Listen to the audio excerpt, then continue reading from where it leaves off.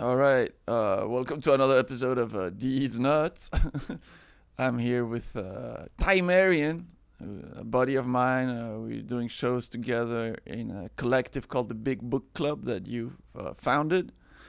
And Ty has done 4 Kiltony appearances, all at a different weight. The latest was 2 days ago, and I'm assuming this will come out after it's out, so don't worry about it.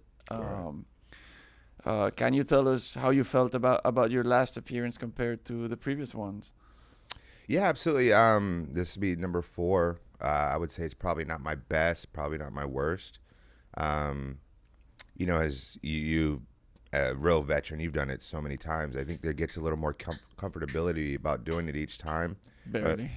All right, well, maybe I'm different. I'm built different. I don't know. I felt comfortable definitely doing it. I felt like it was a great set. The interview could have been a little bit better. It really wasn't anything to work with or, kind of play with. It felt like too much. But I'm also the type that's probably really hypercritical. Everybody I've seen so far said it was fine. So, is what it is. Maybe put your foot down. Thank you. I don't know if it's the sole right on the shot for the whole video. It's going to be awkward. Thank you so much. But you messaged me right after you went on stage saying you felt terrible. Yeah. So now your ego is painting a more positive picture. I told you probably did better than you think. Yeah. But there's something about I've felt like terrible coming off stage after doing a good set on Kiltony, and I've heard of other comics going through the same process. And since for you it's fresh, it's like okay, like you do your minute goes decent from what you told me. Then the interview starts. What's in your head as the interview is going on? Like emotionally and like.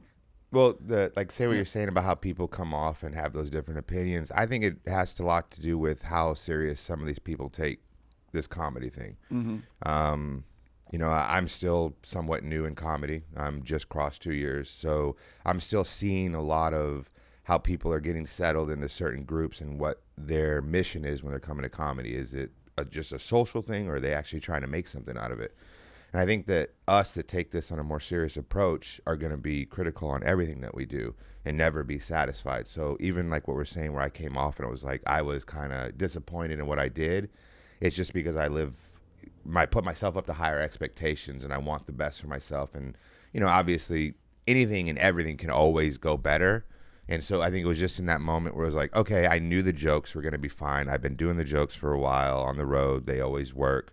And then it's just, let's get to that improv. Let's have some fun. I just rolled with everything. A lot of yes but it wasn't really any opportunity, I felt like, to show quick-wittedness, that on-the-fly spontaneity with the humor.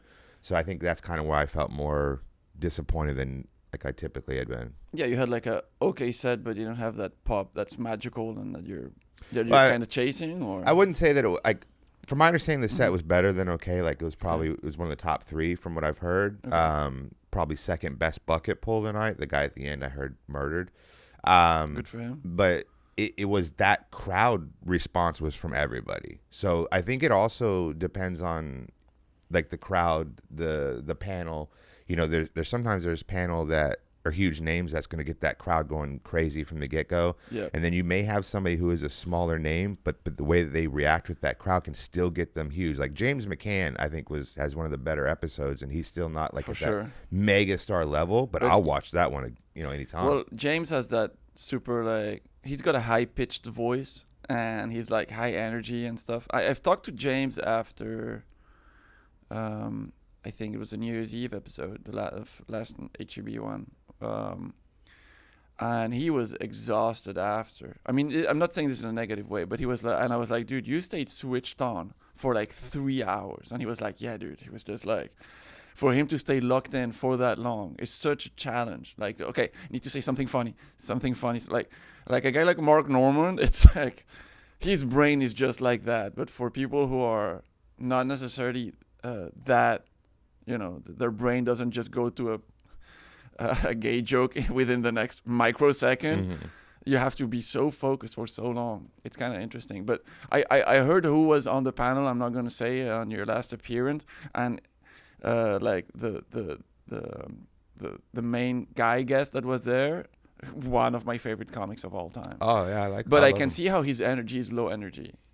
Yeah, and of course, Yeah. for anybody who doesn't know my stand-up, it's not exactly super high energy itself, but walking over, for anybody who has done this show, you can kind of, get information as you're walking over. And since this is my first time, I know, what am I asking? What's happened? Is there any callbacks? Like, what can I do to be ready, prepared for this? And as I'm getting over there, it's like, hey, crowd is not hot. You'll probably be the best bucket pull at this point, but the panel's not really doing anything except just roasting everybody. And so I took a different approach. I told myself, well, I'm just going to 8 Mile it. Then I'll just go up and do all self-deprecating and, okay, what can you say about me now? Oh, yeah. And so I think that may have cut some of them off about like, yeah, like I already said it. Now what? Because one of the panelists says a joke and I go, yeah, we've already heard that before. And like, because it did not get a response from the crowd. The panelists even comments on like it falling flat. But I mean, And so, okay, so you get off stage, you're feeling a little negative about how it went, whether it was justified or not. That's where you are in your head. How do you deal with those emotions? What do you do to like process and help yourself in that situation? Like, yeah, I think the main thing is like for me is like I'm not really focused on the set. Like I think the set's fine. It was like there's so much going on. And I did get a softball kind of lobbed to me, but also on the directions as I was coming out where I was like told, hey, maybe don't do this. Maybe don't go like this. So it was kind of a little against what I naturally wanted to do. So there was that little regret of being like, should I have listened or should I have just gone with that? And what angle could it have gone had I done with what I felt was more natural? And so like, I talk a lot of shit. You and I have been on the road. I mess with you a lot. You are insufferable. Thank you. Yeah. You are so annoying. You are deeply, deeply, deeply annoying. Rick knows a little bit about this, but we took a trip through Kentucky and Tennessee a couple months ago, and I have a lot of footage, which Rick doesn't know. It is me talking to the camera about how I'm going to annoy him shortly from, in a minute.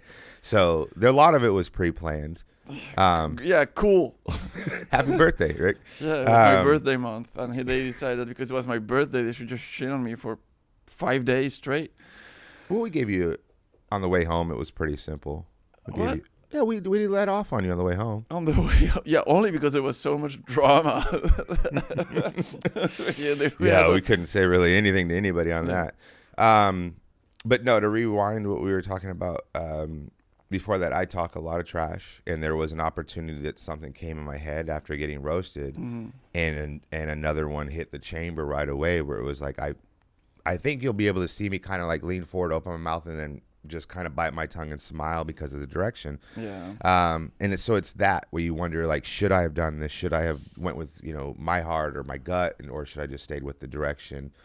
It's that atmosphere. Like, it's very complicated. Like I've done during the interviews, like sometimes I've had like roast jokes planned in my head, and I know the joke is good, but for the joke to work, the timing has to be good. If I just throw it out there, I'm just a douche. If something's being said to me and it's the right response, then I'm a hero. Yeah. Right. So it's like, how do you approach roasting with the right timing? If it's just a cheap shot, they're gonna be like, "Who are you?" And then just pile on.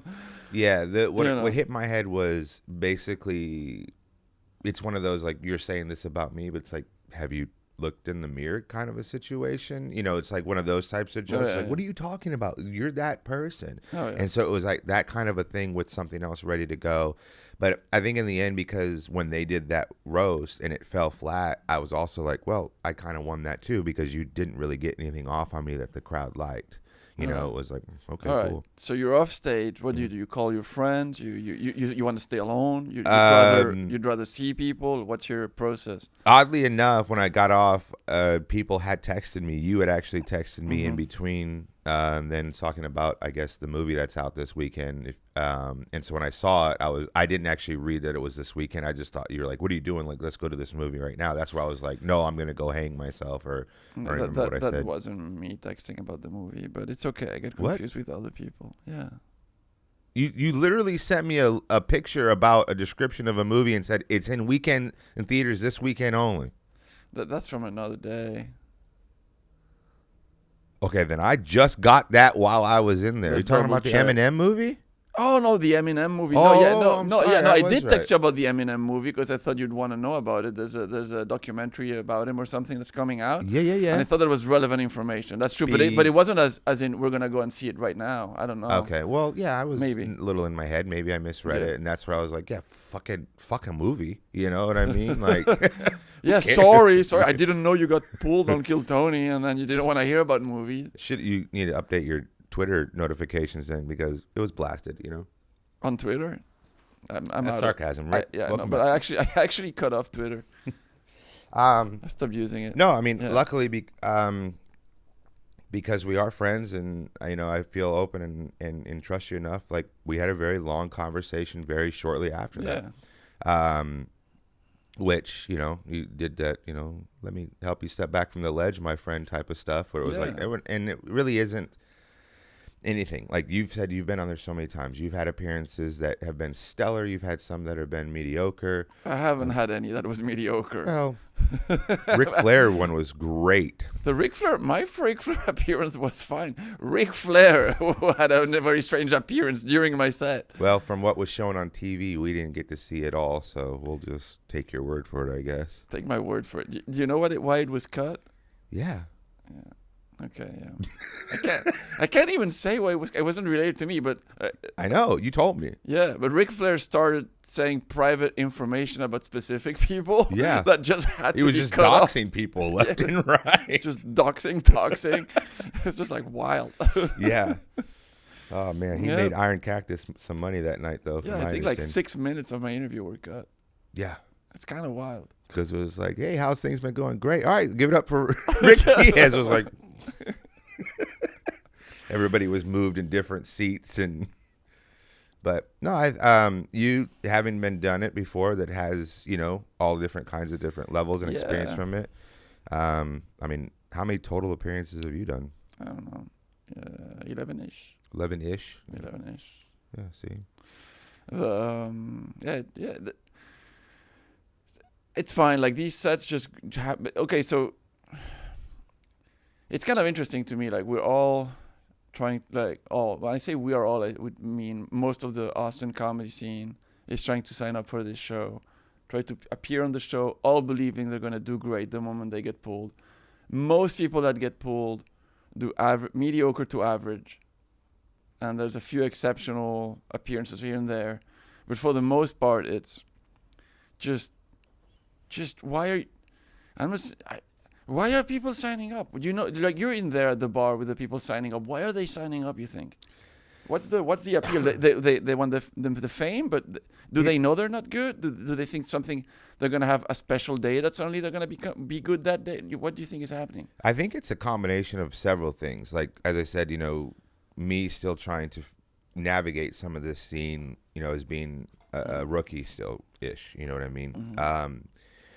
You see those people, when I was saying they fall into like their high school categories. Like there's the jocks, there's the nerds, there's the goth. It's kind of similar to this. And there's going to be these groups of people that it's like, oh, that's the delusional, where they may have one person out there that's got some little bit of talent that maybe gets booked on a show here or there, or has a little spark or something you can see there, and they're all latching onto it and helping boost that. But if they do anything or they get any laughs because they're all hanging around their friends, they think that they're murdering. But it's like you forget that your audience is just your friends. You can most of the time make your friends laugh because it's a lot of inside stuff. With the reference, they know your real personality. Mm-hmm. But it's that difference of making people who don't know who you are laugh, that they're not getting that realism to know that difference. So they're going out there, they're doing it, they're used to hearing them self-talk. I would argue that's normal when you're starting stand-up. That's okay. My question is really like, where's the lack of self-awareness of like, wait until you sign up? I think it's mental illness delusion. Now at Shakespeare's, when they run the show, they show the current show that's being streamed on YouTube on their big long screen. While people are doing the mic in the same room? No, or there's separate no rooms? more Mike and Shakespeare's. okay, They okay. finally got rid of that piece of shit. Jesus, that was the worst mic ever. Okay. They used to have a minute mic that would go on at Shakespeare's while Kill Tony was on. Oh, you want to sign up and practice your minute? And then you get to see 200 shitty minutes in a row. Like, I shout out to Jake Baker. He used to get up there and literally just all he did for a minute was talk about how horrible it was, and I would cheer him on in the background. Like, woo! I didn't care. Everybody would be pissed at me and him. He would be saying it. I'd be cheering him on. It was the stupidest shit. But now they show it, and there's the people that are that still in their head that don't realize they're not getting laughs. They're being laughed at.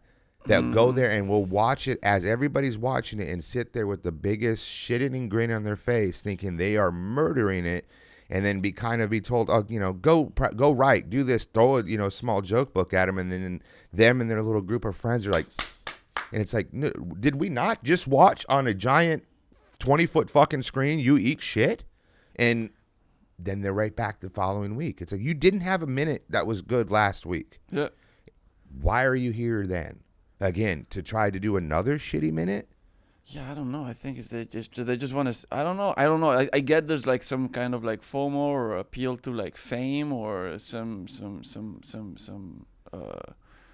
I feel it's social. Like, I feel Maybe. it's like they want to be these friends, and their friends are doing this, and they want to be seen in this light, because there's so many people that come out on just Monday, and then if you go hit any of these other open mics, there's maybe 40 to 50 people there, but we're getting 250 that sign up for Kill Tony. Yeah. Yeah, you add the tourists and the people that come in town for it specifically, but where are these people during the week that are not grinding? Where are they not working and getting better, writing something? It's just, let me hang out with my other dipshit friends and let's write jokes about hot dogs or whatever the hell they're like, like stupid shit.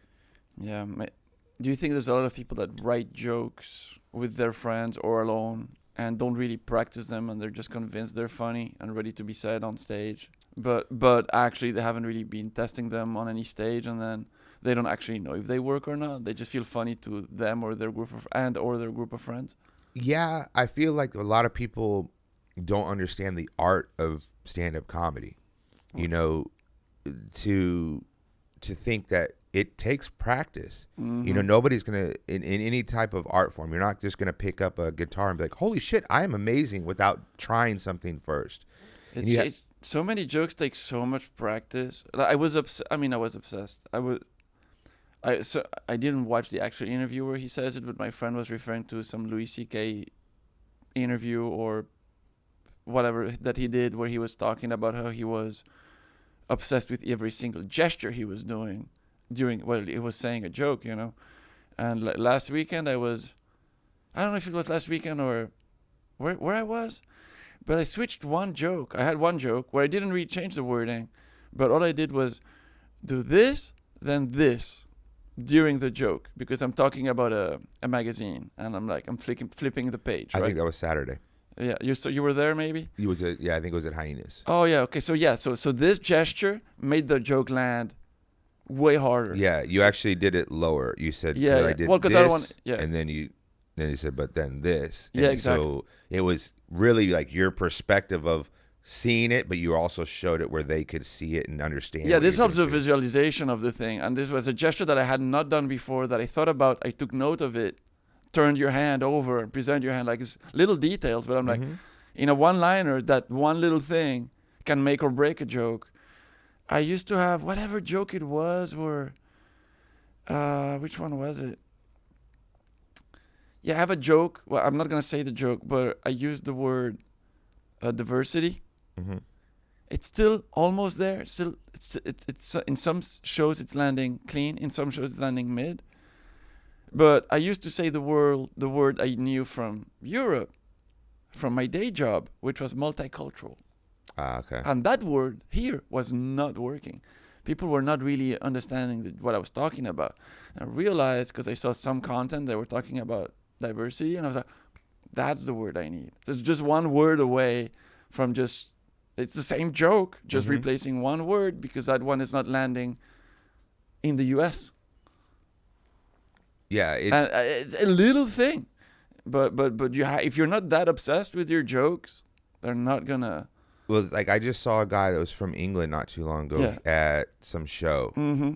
He was using words that are English words opposed to American, and his jokes weren't going off. But I've watched a lot of different networks and stuff. I'm a huge Sacha Baron Cohen fan, so I've watched a lot of like Ollie G and stuff to understand that slang and different stuff. But nobody in the crowd was getting what he was saying. And when he came off, you could see the defeated. And I'm like, dude, if you would just say the right words, like that joke is hilarious. They just don't know what the fuck you're talking about. Yeah, you can't be out there going the Louvre and, you know, all this other. Well, the thing with British people is, and I've seen it several times. Get racist. Go for it. I mean, dude, I was taught English by British teachers. So most of my like spelling is British. And a lot of my expressions sometimes are British, and sometimes my my accent is still foreign, but like the way I'll say a word is more British than American. Mm-hmm. And I'll be looked at like, why are you saying it like that? And I'm like, I don't know, it's just the way I've always said it. But a lot of British people that come to the US are like, well, we speak the real English, so they don't want to bow down. Mm-mm. They don't want to change their joke. They don't, and so they're like, no, you're gonna understand it and it's like, well, if you're using slang. And you're expecting everybody to watch British shows, and like when I've done some Spanish shows here at the Creek, and I've had to switch up some words because I know a Latin American audience will understand that word better than if I say the Spanish word, even though it just feels weird to just say it like that. Because I would never talk like that to my family or my friends or ever say that word, but I know it's not gonna land if I use the wrong word. Especially here in South Texas. The further south you get, the more Spanglish you start getting, and you get this Tex-Mex Spanglish, which is a little slang with real, Spanish and stuff, and it gets crazy. Like as I grew up in San Antonio, I understand a lot of Spanish, but I can't speak it at all. But it's because it's that combo. It's very different from mine. It's kind of funny. I love Mexican food. I keep going to Mexican restaurants. They keep talking to me in English. And that was because like they just see me as a white guy for them. I don't look Mexican. Well, in Nashville, you're Puerto Rican, if you remember. So. I'm Puerto Rican in a bunch of places. In Nashville in particular. But it's just okay. Leave me alone. I was a little Puerto Rican in the room next to you. Okay. No, you had a little Puerto Rican. Not little. Anyway, we're back. Crap, I hate you.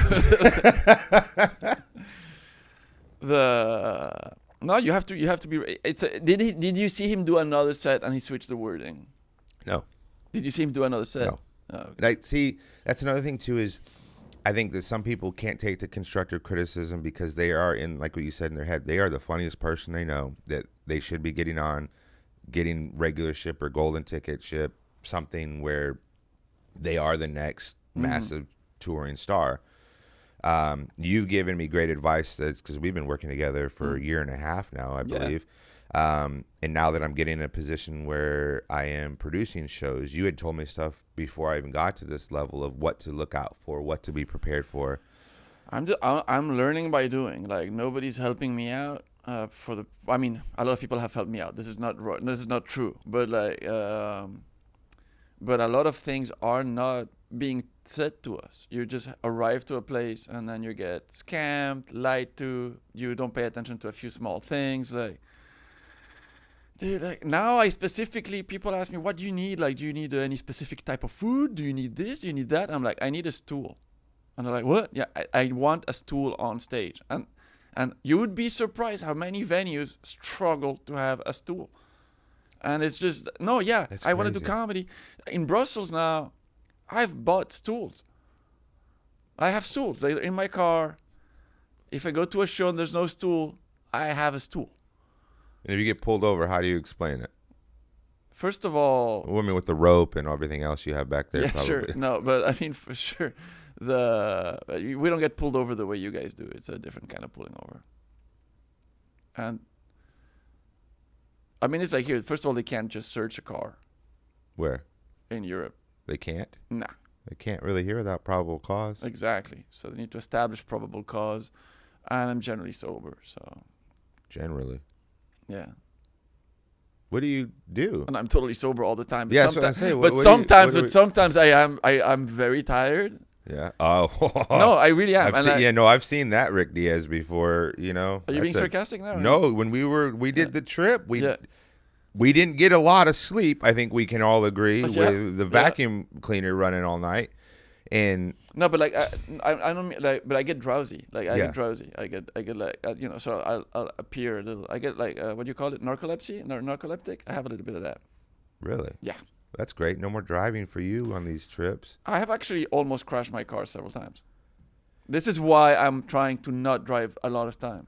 So and I was saying, hey, the moment I feel a little tired, I need to switch drivers or stop. Yeah, you do say that. So I'm pretty. I know I have the condition, and I can feel it coming. So it's not like I just suddenly fall asleep. But on long drives back home at night, on late nights, I've been fighting. I'm surprised I haven't crashed yet, to be honest. Well, let's knock on wood or something. Yeah, absolutely knock on wood. No, I just try to be more. I have food in my car, like something to chew on, like almonds or candy. Mm-hmm. I keep changing the music.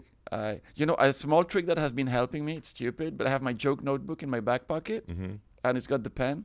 It's not shoving up but just the disc. But no, because I don't want. But he went there, dude. Because you were gonna go there, but the discomfort of the pen in my pocket, that discomfort keeps me awake. You're still sitting on it. Yeah, but this is super cushy. Like on a car seat, it's just like hurting me and annoying me, and these little things keep me awake. I'm doing what I can. Man. These are the struggles of the comics, you know. We're gonna go on the road again, aren't we? Yes, we are very soon. Are we gonna drive to Florida? That's what we don't know yet. Yeah. So I'm kind of low key wanting to do that. We kind of are too, but all right. Here's what possibly may happen. We're gonna go to Florida in which month? October. We're going October 16th through 19th. We're coming. We're with the Big Book Club tour, which is me, Dusty Carter, Colt McNeely, and Danny Martinello is like our main headliner. And Rick's coming with us as a special guest for this leg of the tour. We're doing 2 shows in Orlando, Thursday and Friday. We're doing a secret drop-in show on Saturday in Melbourne. And then we are doing Tampa Side Splitters on Sunday, the 19th. I'm very excited. Yeah. But what we may be doing is driving there, and because of Colt and Dusty's commitments to be back, they may have to fly back, and we may have to drive back the truck. 3 of us. It all depends also on how much money we can make over these next couple of weeks on our road It would be shows. A truck, or it would be a couple cars, or maybe renting a van or something. Like we're trying to look at how much money we make off these next couple of shows, because we know we have again, we don't know when this is coming out, but I'm just saying because I'll probably have my car rented, so that's always there. Whatever. Yeah, I mean, if that's the case where it's like, we'll just split gas and help you with the car cost. Yeah, or maybe a second car is cheaper than having a whole van because my car's already rented, and if the fuel's paid for and somebody can help me drive. It's 2 months away. There's a lot happening in between now and then. I just love road trips, to be honest. Oh yeah, there's so much content and stuff. There's a specific spot in Alabama we are stopping at. I don't know what detour it takes. We're stopping there. Because you want to stop at a plantation, right? Oh, no, Danny wants to stop at a plantation. That's right. Danny wants to stop at a plantation. I've already visited all the plantations. Of course you have. Of course I have. You paid for the VIP tour, I think. No, I did. No, I did a road trip in the South a few years ago. Uh-huh. I wasn't doing comedy back then. It was a proper tourist road trip. And I did a bunch of plantations in Louisiana, to be honest, and in Alabama.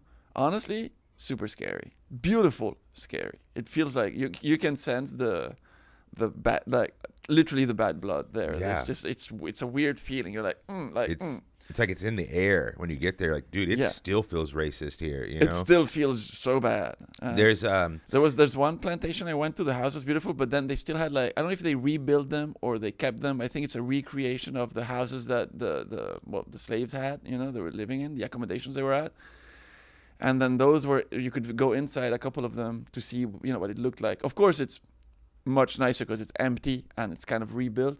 But a lot of them were just covered in names of old of the people that were there, and you could see their names, and it was old French names, French Haitian style names, like Jean Baptiste. Carved in the wall. Carved or kind of written there. It was kind of very interesting. And but just yeah, it's in the air, man. You would have it's to creepy. assume if you saw the names, Yeah. it'd have to be recreated because I think most of them just signed with X's back in the day. I right? just want to go back to that. There's that place called, I think it was called the Dixie Store. Sounds racist. It is totally. I mean, according to the people in it, it's not. So I have this thing like my whole life. I like to travel to movie locations. I like to travel to places of like Americana that for us from Europe, you're like, wait, this is real kind of thing. And we're just passing this on this little road, and there's this huge waving Confederate flag, and I was like, this is scary, but I'm gonna have to go in. I need to satisfy my curiosity here. And yeah, it was just a lot of like merch dedicated to the southern people who like to decorate their houses with a specific type of flags, and who like to do war reenactments and stuff. And the lady in there was telling me that no, they're not racist, that they're just trying to preserve history. So I'm not going against her version of the facts. They were selling stickers that were very anti-Muslim, anti a bunch of people, and I was just like, okay. And she was still saying the N-word to preserve Pretty history, much. right? I mean, I got a little scared. There was a chicken. She had a desk, and there was a chicken on it, and there's a shotgun next to the desk, and I was like, I'm not gonna mess this up. Was it a real chicken? And the real chicken, yeah, just walking around. It was a On her pet chicken. desk? On her desk, yeah, and a shotgun. I have the photo. I took photos. Yeah, Yeah, it was the South, man. But I mean, hey, but they were. This is the interesting part to me. Super nice to me. Well, yeah. Yeah. Look at your skin color. That's pretty. Apparently, some people say I'm not white. Well, I mean, technically, I've asked audiences whether I'm white or not. I got a mixed bag of responses. Jake, would you say Jake is a producer of this show? He's behind the ow. Would you say I'm white? You can definitely pass for white, but once you talk, I can definitely sense something else. Okay, so here's an interesting question. So if I spoke English with a French accent now, am I white now, or am I something else? A pussy. European. You see, like, because if I do a French accent, then I'm white again. Yeah. If I do my weird, unidentifiable accent, not white. It's interesting. Well, since you were able to, Like, you guys define race more by voice than by color. I could see that. This is a true story. I'm a nerd. I've been playing Xbox 20 years. One of my best friends, we met online 18, 19 years ago. We still talk. He's coming to the show in New York while we're there. After 2-3 years of us playing, he thought I was black because I do have a lower, when I talk normal, my voice is lower, especially if I have a headset on and I'm trying to play late at night. I'm just talking low. And then when he finally saw something, because my name is also racially ambiguous as well. It is, yeah. And then he said something. I'm like, have you ever heard me say the N-word? And he goes, fuck, no. And I was like, exactly, no, bro. And I think it is. I just thought you were a very polite black person. He's like, I thought you were soft, actually. I was like, oh. No, so yeah, I could see that with the definition of the voice and stuff. It's interesting. How we point it, but I'm trying to write a joke about it. It's still not right. Can you do an American accent? It's a very over-exaggerated, non-regional. Let's hear it. Well, all right then. I guess I'm gonna sound like Matthew McConaughey right now. I guess a little bit. All right. If we had to do it all day, I could try. I guess. I don't know. Does that sound more American? Jake, did that sound American? I don't know. Ish. More American. More Yeah, American. Still not quite there. I guess. But Yeah. I'm trying to make it happen. It's just very hard. Maybe Boston, Yeah. Detroit, Start working on it. Yeah, I'm from just start Chicago. working. Yeah, I'm from Boston in my head, just having a good time, just fucking Dude, I was- comedy. When I was in It's Chicago, like when I was in Irish. Chicago with Chris Ralpheisen, dude, he hadn't been to Chicago in a while, so sometimes he was driving the whole time, good driver, but he would because he's not used to driving. Like 'cause he's living. No, in a Chicago drivers are shit. Yeah, but every time he had like a weird little moment with any car, they were looking at him weird, he would just go, Chicago! It's like, Chicago. What? Bro, when I was in Chicago 2 months ago, the Uber driver picked me up, and I was like, holy shit, he's picking me up in my like the same type of car that I have, which is not a very popular car, and it was the exact model, color, everything. I was like, holy cow, this is crazy. I've never gotten in my own back seat. Oh, yeah. And so I was like, hey, man, this is crazy. This is my car. I've never seen, but he's like, okay. And I was like, whatever, man. And then, so the radio is like bumping, and I'm listening to it, and I realized this is the satellite radio. And then I look over because I'm like, what station is this? It is the preview station. It's number one. He doesn't have a subscription to satellite radio. So 45 minutes as I'm going to the club, I'm listening to about every station that's in there. And I brought it up. I go, hey, man, can you like put on a real station or just the radio or something? Okay. That's all I got. Like that dude that's in that meme where he just turns at that lady and goes, okay. You know what I mean? That's Did he all change I the got. station? No, he never changed it. And now I have a satellite radio subscription, so I don't know if he's getting commission off of that because I got one when we got back. So you like the preview? No, because I wanted to listen to some of those stations. 45 minutes, I was sold, you know? That's very interesting. You were listening to satellite radio last time I was on your car. Yes. That's Yeah, I remember when awesome. we were 3 a.m. raving out in the car the other night. I've been blasting the Chemical Brothers on the way here. Well, I added Prodigy to our picture drop. I knew that at least 3 of us would know that. So Ty used to be a DJ for all of those of you guys that don't know Ty.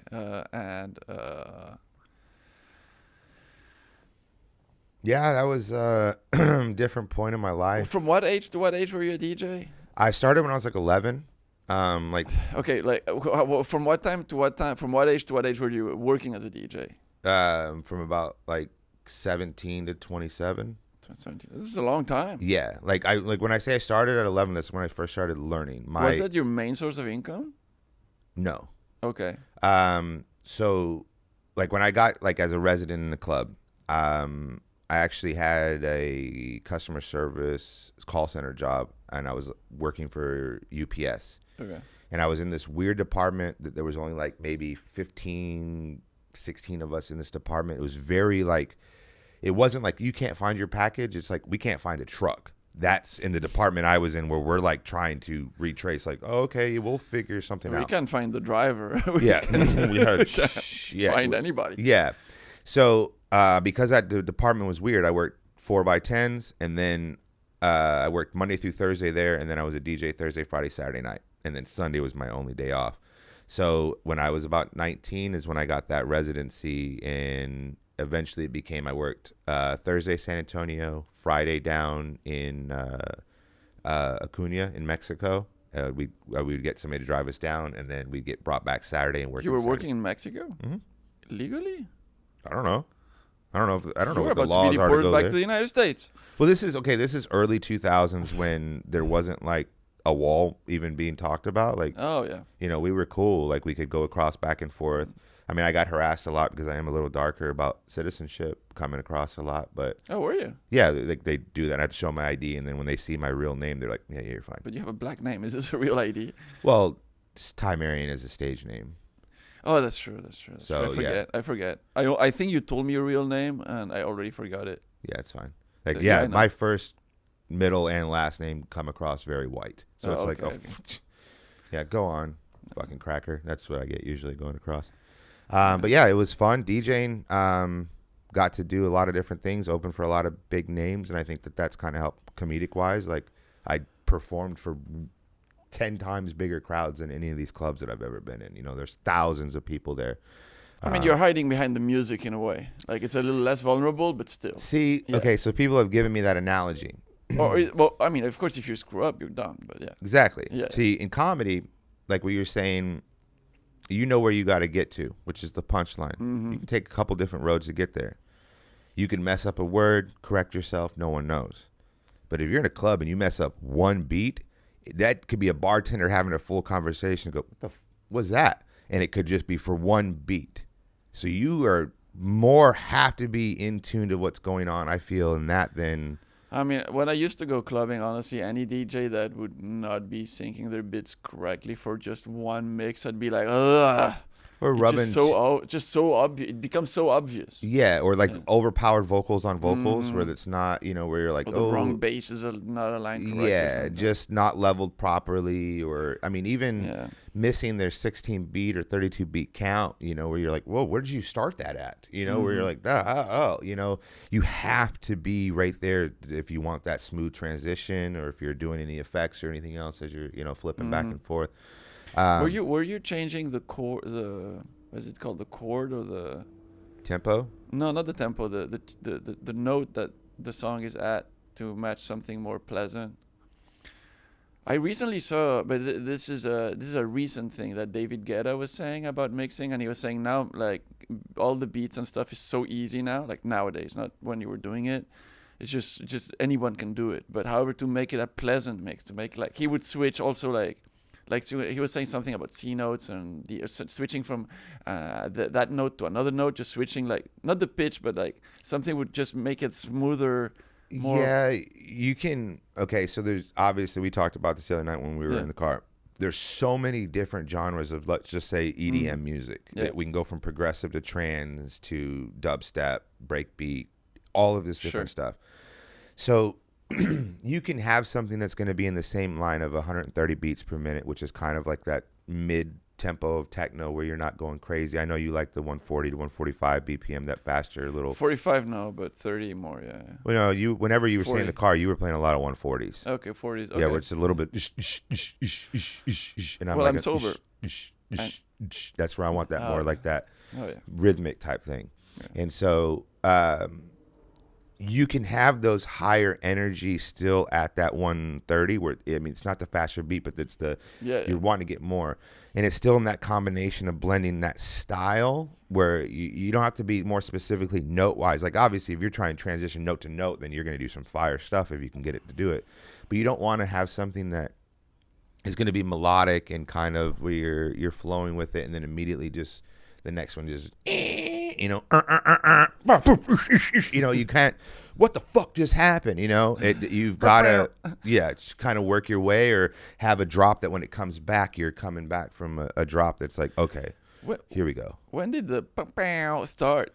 Dude, I don't know. That started after I was like out of the scene. Because it started to me, like, I remember horns, like, boom, like that. Yes, that was always kind of there. But the foghorn was more, I think, in the early 2000s. But that was cool. Like, the foghorn was always cool. Especially like in clubs when we were coming up, had more of the liquid ice systems, where that freeze where the air would just and cool down the whole room. Yeah. And if you could hit that foghorn right where and then with the light combination. Yeah, the drugs that I never took at these clubs would definitely make everything crazy, Yeah, you would never do that. No, never would be like, yeah. No, man, I loved it. Like, because I don't know. I feel like my sense of humor has always been making people uncomfortable because I think as comedians, we've all been bullied our whole life. It kind of helps build us. You make so many people uncomfortable. I know. It's great. I love it. No, without you saying jokes, you just make people Thanks, uncomfortable. man. Yeah, I appreciate it. Glad I'm here today. But the intentional awkwardness, like, so say Saturday when we did Saturday, and I even called the guy out when I was doing racist jokes where the white guy was sitting on stage. Like, I was like, look at this guy. Look how uncomfortable he is. Like, that's what I'm looking for, is that making people feel awkward in that moment type situation. And I would even kind of do stuff like that to the club owners, where it'd be like, okay, we should be wrapping down, and it'd be like, oh, it's 2:30, let's wrap it down, and then just drop for no reason a banger where the crowd just gets back up, and they're like, what are you doing? We got to close in 20 minutes. I'm like, we're going till 3:30, 4 o'clock tonight, dude. Like, why? Because I've had 8 Red Bulls. You know what I mean? I'm on Red Bull and vodka right now, dude. It's just kind of, I've always made like that kind of thing. And wouldn't they get angry at you if you do that? Well, they knew some of them knew I was still going to close at the right time. Oh, okay. But that scene is just a crazy thing. Like, I ended up quitting because like people owed me so much money that I was like, I'm done. Like, we'll pay you next week. We'll pay you next week. Pay you next week. Oh, great! You're doing comedy now, where the pay is much. It's well. We actually get paid at the end. That's the difference. I don't care. I'll take 20 over not getting paid for 3 weeks. Yeah. When I quit, I stole a bunch of stuff, so I made my money back. Well, Ty, thank you so much for coming on these nuts. Anytime. Yeah, we'll do Florida. We'll do something else. Yeah, we have. If we're gonna run dates real quick, we're doing. This should definitely be out before then, but we have September. I believe it's 18th in Oklahoma City. Yeah, Oklahoma. Doing Bricktown, Oklahoma City. Then we have the. This will probably be out after our New York show gets done. Yeah. But then we're running there. I don't know where else you may be coming with us. October. Also, we may be having another golden ticket with us too. We don't know if he's going to be able to. But here's a little spoiler. Kensai might be with us as well throughout October in Florida. Oh, wow. So, okay, we're getting paid less, guys. You thought you were getting paid? That's cute. So yeah, then other stuff. We don't know if you'll be with us or not, and you've got your own dates that some of us might you know pop I'm in. down. You know I'm down for a lot of it. So yeah, love you, brother. It's fun times. Thank you for doing this. Thank you for helping out this little pod, and thank you to Jake. Jake, close us out, man. What do you want me to say? I don't know that you hate your job and I like it. Oh crap! Because I'm tired. All right, Jake, Rick, everybody, thank you for coming on These Nuts.